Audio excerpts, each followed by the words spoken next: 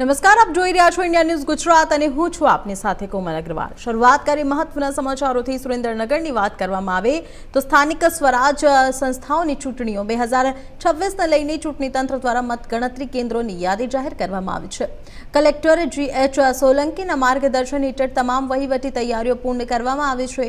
સુરેન્દ્રનગર મહાનગરપાલિકા વોર્ડ 1 થી 5 માટે MP શાહ કોલેજ ખાતે સ્ટોરિંગ રૂમ નિર્ધારિત કરવામાં આવ્યો છે, જ્યારે વોર્ડ 6 થી 9 માટે MP શાહ ITI ખાતે વ્યવસ્થા કરવામાં આવી છે। વોર્ડ 10 થી 13 માટે પણ MP શાહ કોલેજમાં જ અલગ રૂમમાં મતગણતરીની સુવિધા રાખવામાં આવી છે। તમામ વોર્ડ માટે મતગણતરી અલગ અલગ રૂમમાં કરવામાં આવશે, જેથી પ્રક્રિયા પારદર્શક રીતે પૂર્ણ થઈ શકે।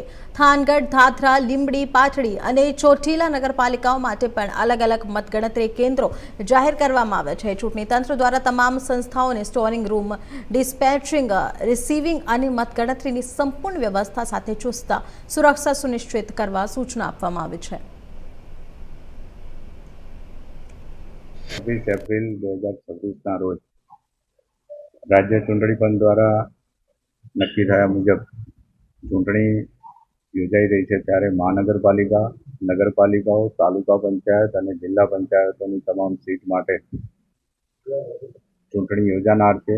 આ ચૂંટણીમાં સવારે 7 વાગ્યાથી 6 વાગ્યાનો મતદાનનો સમય છે, ત્યારે હું તમામ મતદારોને અપીલ કરું છું કે પોતાના મતાધિકારનો અચૂકપણે ઉપયોગ કરે, તેમજ ગરમીને ધ્યાને લેતા જેટલું બને એટલું સવારમાં ઝડપથી પોતાનું મતદાન કરે તો સરળતા રહેશે।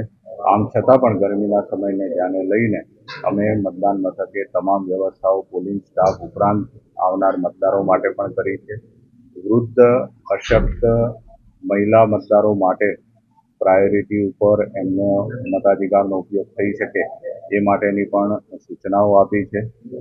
અમારા ચૂંટણી અધિકારીઓએ તમામ વ્યવસ્થા પૂર્ણ કરી છે અને આગામી સમયમાં આ સ્વતંત્ર, નિષ્પક્ષ રીતે ચૂંટણી યોજાય તે માટે અટકાયતી પગલાં પણ અમારા દ્વારા લેવામાં આવ્યા છે।